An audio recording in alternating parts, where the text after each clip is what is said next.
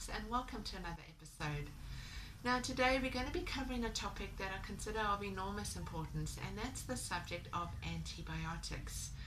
Now there has been a lot of coverage in the media about the growing concern of resistance to antibiotics and the development of the superbug, and these are those bacteria that simply don't respond to any antibiotic, and of course this is of great concern to those who are in a hospital scenario. But the question is, how did we ever arrive in this situation? To answer that question, we need to look at two major areas. Firstly, what can be described as the over-enthusiastic use of antibiotics, the diverse prescription of antibiotics where better solutions are available. Secondly, the pervasive exposure to antibiotics in our everyday world, and by this I refer to our diet, and with specific reference to meat and dairy. Meat and dairy that is contaminated with antibiotics is entering the human food chain as well as the food chain of our pets, and is resulting in this ongoing inadvertent exposure to antibiotics. How is this happening? Well, most of these animals that end in the food chain are being raised in a feedlot environment, and I think it's fair to say that the feedlot environment is far from natural. In fact, it's a highly stressful environment for these animals. It results in a suppression of their immune system, which makes them more prone to infections. And as a result of this, the routine use of antibiotics is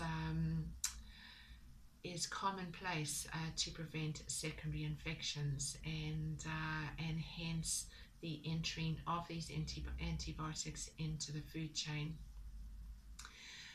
This in turn is then propagating the resistance to antibiotics and the whole superbug crisis.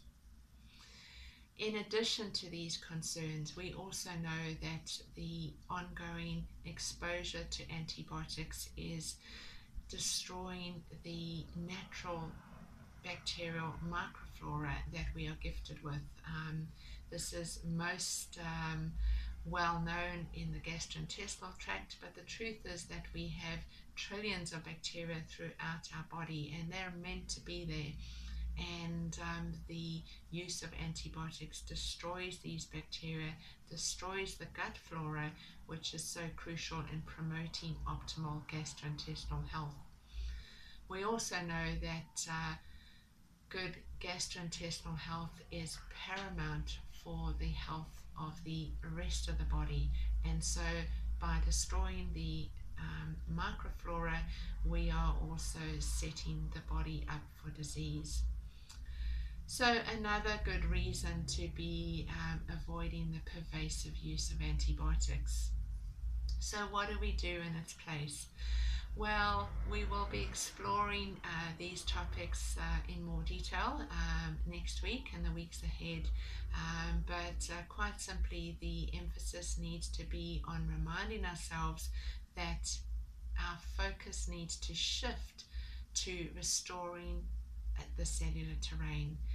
Quite simply, when we have a healthy cellular terrain, whether as humans or in our pets, then we are able to resist infection in the first place. We're able to combat infection when we do get infection.